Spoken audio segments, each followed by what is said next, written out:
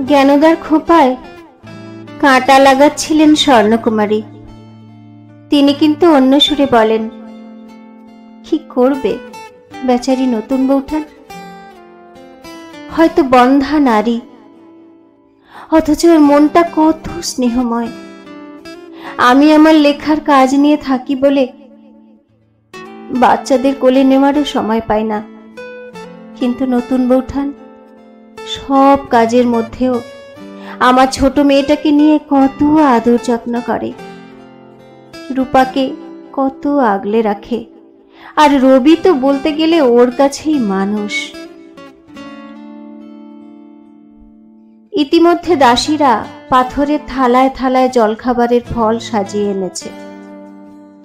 নিপময়ী চুপচাপ স্বর্ণর কথা শুনছিলেন। থালা থেকে দুই একটি আঙুর মুখে দিয়ে এবার বললেন, রবিকে নিয়ে অত বাড়াবাড়ি বাপু আমার ভাল লাগে না।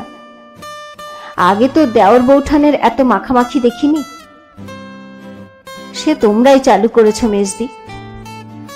তুমি যেমন জ্যোতিকে একেবারে মাথায় তুলেছিলে, এখন নতুন বউ রবিকে তুলছে। দেওর বৌঠানের ভাব ভালো, অতি ভাব চোখে লাগে। তাতে আবার দোষের কি দেখলে সেজ? বিরক্ত হন জ্ঞানদা। পরিবারের মধ্যে এমন সহজ মেলামেশায় মনের বিকাশ হয়, কাব্য সাহিত্যের আদান প্রদানে মন বড় হয়। তুমি যে ঘরে বসে এত ভালো গান শিখলে, বাইরের মানুষকে শোনাও না কেন? নিপময়ীও বিরক্ত। তা মেজদি, তোমার গায়ে লাগছে কেন? আমার তো ঘরেই ভালো লাগে। গান শিখেছি নিজের জন্য, বাইরের লোকটাকে শোনানোর জন্য তো নয়। পর্দা উঠে গেলেও একটা আব্রু থাকা ভালো। তেতলার ছাদে আসর জাঁকিয়ে একগাদা পরপুরুষের সামনে মক্ষীরানী হয়ে বসে থাকা আমার পোষাবে না। আর তোমার মতো পার্টিতে গিয়ে সাহেব মেমদের সঙ্গে বল ডান্স করতেও পারবো না। বউয়েরা নিজেরাই নিজেদের ঠেস দিচ্ছে। সৌদামিনী কথা ঘোরানোর জন্য দাসীদের হুকুম দেন, যা তো রূপাকে খুঁজে আন, ধরে আন যেখান থেকে পারিস, দেখি আজ তার কত বড় বুকের পাটা। মেয়ে মহলের তিক্ততায় আর মন বসে না স্বর্ণর। ফলাহার শেষ হলে তিনি জ্ঞানদাকে টেনে নিয়ে যেতে চান তেতলার দিকে, ভারতীর আসরে। জ্যোতির ঘরেই আপাতত ভারতীর দপ্তর। সেখানে যথারীতি রবি, জ্যোতি, অক্ষয় ও কাদম্বরী মহা উৎসাহে সম্পাদকীয় কাজকর্ম করছেন। লেখা জমা করার জন্য একটি হলুদ টিনের বাক্স কেনা হয়েছে ঠাকুরবাড়ির তহবিল থেকে। সেটা থাকে কাদম্বরীর জিম্মায়। কফি ও বড়া সহযোগে সেখানে তখন মহা কর্মযজ্ঞ চলছে। রবি ও অক্ষয় লেখা পড়ে বাছাই করছেন, সাজাচ্ছেন। কাদম্বরী মহা উৎসাহে বাছাই করা লেখা সাজিয়ে রাখছেন হলুদ টিনের বাক্সে।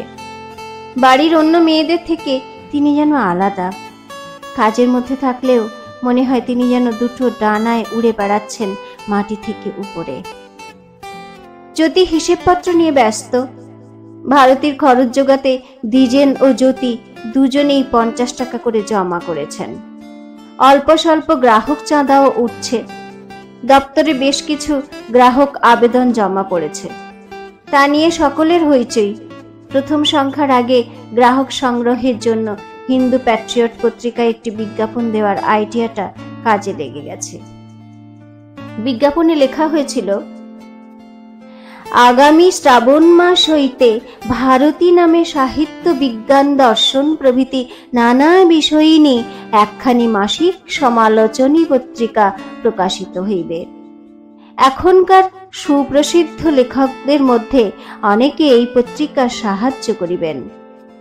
ইহার কলেবর রয়েল 8 পেজি 5 ফর্মা, মূল্য বার্ষিক 3 টাকা, বিদেশে বার্ষিক 6 আনা ডাক মাশুল লাগিবে।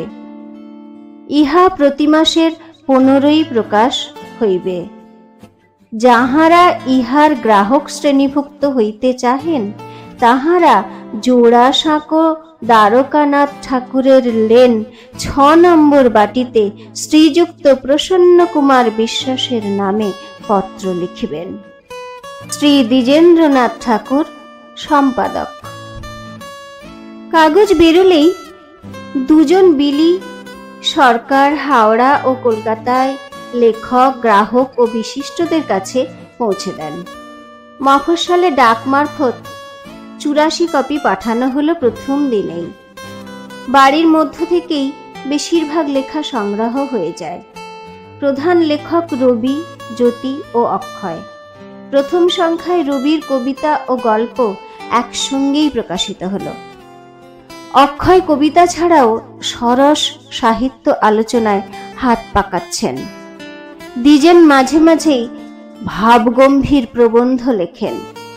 আবার গঞ্জিকা নামে কৌতুক বিভাগেরও তিনি প্রধান রচয়িতা। স্বর্ণ ও জ্ঞানদা জ্যোতিদের ঘরে এসে পৌঁছলে আসর জমে উঠল। রবি স্বর্ণকে বললেন, দেখো না দিদি, কত মেয়েরাও কবিতা পাঠিয়েছেন। অবশ্য মেয়েরা একটু 14 মাত্রা মিলিয়ে লিখলেই সবাই ধন্য ধন্য করছে, আর ছেলেদের বেলায় তো যত সূক্ষ্ম বিচার। স্বর্ণ তর্ক তোলেন, তা কেন বলছিস রবি? মেয়েদের লেখাও যথেষ্ট চুলচেরা বিচার করা হয়। এত যে মেয়েদের কবিতা এসেছে, কোনোটাই তোর ভালো লাগেনি? রবি মোটেই মেয়েদের লেখার গুণ বিচার করতে চায় না, মেয়েদের নিয়ে কাব্য লিখতে চায়। কাদম্বরী হাসি মুখে ঠাট্টা করেন, মেয়েরা যেন শুধু কবির প্রেরণা হয়ে থাকবে, কবিতা লিখবে না। রবিও হেসেই জবাব দেন, তা সত্যি নতুন বৌঠান, তুমি নিজেই তো এই অধম কবির ভগ্ন হৃদয়ের মূর্তিমতি প্রেরণা। পাতলা সুতির পাজামার ওপরে গেরুয়া ফতুয়া পরে আছেন রবি। যেন এক নগর বাউল উঠে দাঁড়িয়ে কাদম্বরীর দিকে নাচের ভঙ্গিতে হাত ঘুরিয়ে গেয়ে উঠলেন, তোমারেই করিয়াছি জীবনের ধ্রুবতারা, হে বৌঠান। বাবা রে, জ্ঞানদা বললেন, কাদম্বরীর প্রশ্রয়ে রবির মুখে যে কাব্যের খই ফুটছে। রবি আর কিশোরটি নেই, রীতিমতো বড়দের ভাষায় কথা বলে। অক্ষয় কৌতুকে যোগ দেন, আপনি জানেন না মেজ বৌঠান, শুধু রবির নয়, উনি আমাদের ত্রিমুণ্ডী হেকেটি। জ্যোতি, রবি আর আমি তিনজনেই সারাক্ষণ ওর প্রেরণার জন্য কাড়াকাড়ি করছি।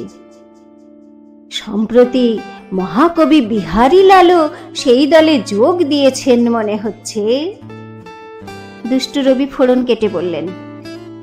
স্বর্ণ এবার বলেন, দাঁড়ান অক্ষয় বাবু, লাহোর থেকে আপনার শরৎ কুমারী আসুন না, তখন লাহোরিনীর সামনে আপনার সব জারি জুরি বেরিয়ে যাবে।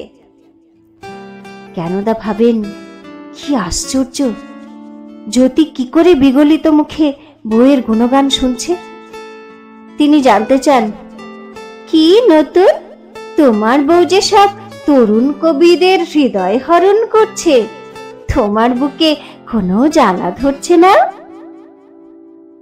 জ্যোতি জবাব দেওয়ার আগেই কাদম্বরী বলেন, আর উনি যে নাটকের রিহার্সালে গিয়ে কত অভিনেত্রীর হৃদয় হরণ করছেন। মেজদি, মেজদি কি তার খবর রাখো? একদিন তো বাড়ি আসতেই সময় পান না। এ কথা সত্যি যে আজকাল মাঝে মাঝে রিহার্সালে গিয়ে আটকে পড়েন জ্যোতি। আর এ কথাও সত্যি যে অভিনেত্রীর জন্য সব বাবুরা পাগল, সেই স্বয়ং নটি বিনোদিনী জ্যোতি ঠাকুরের রূপে গুণে মুগ্ধ। কিন্তু 8 বছরের পুরনো স্ত্রীর প্রতি জ্যোতির টান এখনো এতটুকু কমেনি।